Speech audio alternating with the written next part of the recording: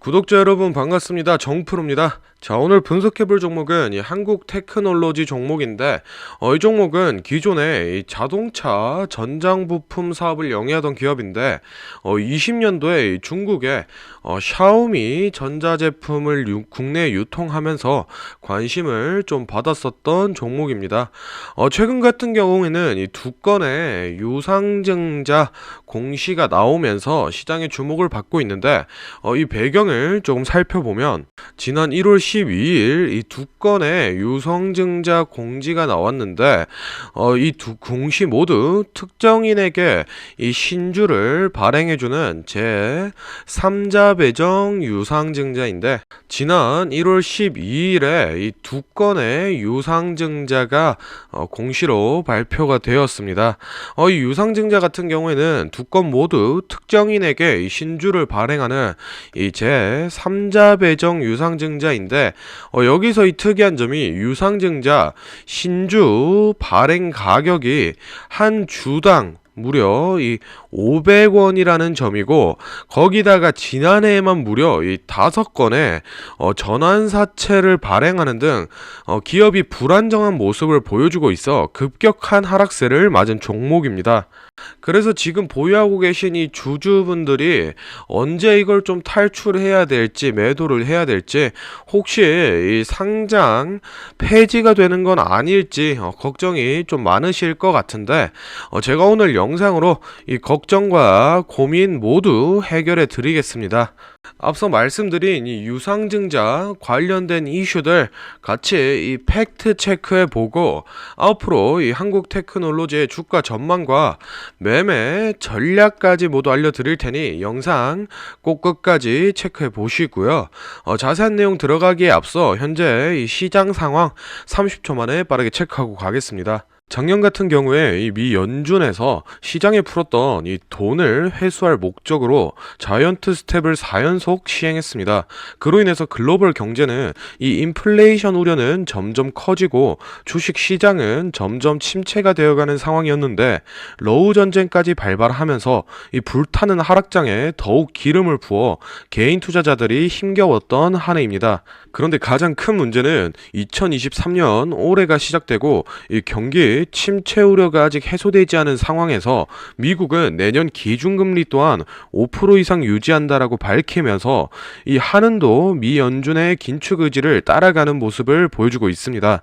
그렇기 때문에 올해도 작년과 마찬가지로 국내 지수가 하방 압력을 받으면서 코스피는 이 박스권을 벗어나지 못하고 결론적으로 이 개인 투자자들이 또 어려운 한 해를 겪게 될 전망인데 너무 낙담하실 필요는 없습니다. 이런 고금리 또 고물가 시장에서는 개인 투자자가 수익을 내기 위해서는 바로 시장 주도주 매매를 진행하시면 됩니다.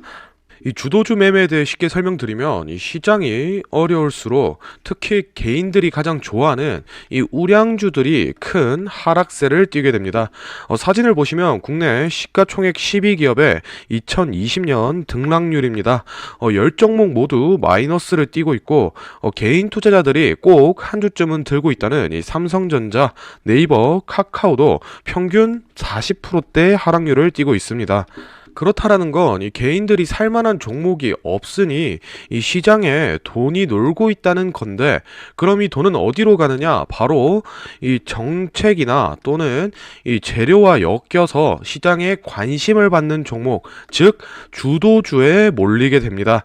이런 종목들이 시장에 한번 관심을 받기 시작하면 이 시장에 놀고 있는 돈들이 몰리게 됩니다. 즉 매수세가 붙게 되는데 장이 좋을 때는 이렇게까지 큰 상승이 나올 이슈가 아닌데도 이 과대한 상승을 보여주게 되는 겁니다. 그렇다면 저희가 이 주도주 과대 상승을 이용해서 어려운 장세에서 보다 편하게 이 수익을 챙겨가기 위해서는 23년도에는 어떤 종목들이 이 시장에 관심을 받고 과다하게 상승을 해줄지, 어떤 종목이 이 주도주일지를 알고 있어야겠죠. 그 해답은 여기에 있습니다. 바로 이 기획재정부에서 발표한 2023년 경제정책 방향 보고서인데 가장 중요한 게 여기 별참 2번 주요 정책 캘린더입니다. 쭉 내려서 어떤 내용인지 같이 확인해 보면 다가올 2023년에 시행될 정책들이 각 분기별로 자세하게 모두 나와 있습니다. 그럼 이 자료를 통해서 각 분기마다 어떤 정책이 시행되는지 확인해 보고 미리 이 정책과 연관된 수혜주가 어떤 종목인지만 체크해 놓으면 이 정책이 시행되기 전에 한 발 빠르게 싼 가격으로 매수를 하고 정책이 시행되고 나서 이 시장에 관심을 받아 이 종목이 주도주가 되고 또 이 주가가 오르게 되면 그때 이 매도를 하기 때문에 안정적으로 수익을 가져갈 수 있는 겁니다.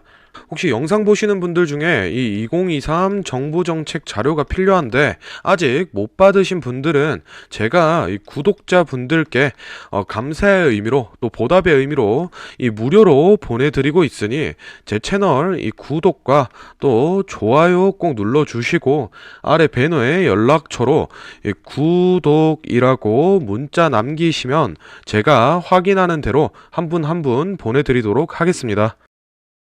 자, 그럼 본론으로 돌아와서 이 한국 테크놀로지 종목 좀 체크해 보겠습니다.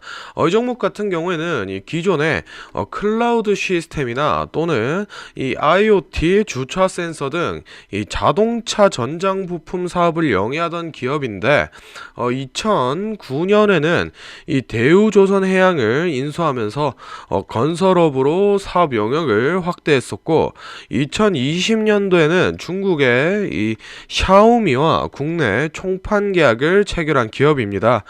사실 실적 같은 경우에는 영업이익이 적자 전환하고 단기 순손실이 33% 증가하는 등 이런 판관비 등 각종 비용 증가폭이 높아 좋지 않은 흐름을 보여주고 있었는데 그런데 최근에 시장에서 관심을 받고 있는 이 우리금융지주 매각 이슈와 관련해서 꼭 체크하고 가셔야 될 중요 포인트가 한 가지 있습니다. 앞서 말씀드렸던 이 23년 주요 정책 중에 해당 종목과 연관되는 정책이 이 23년 1분기에 예정되어 있습니다.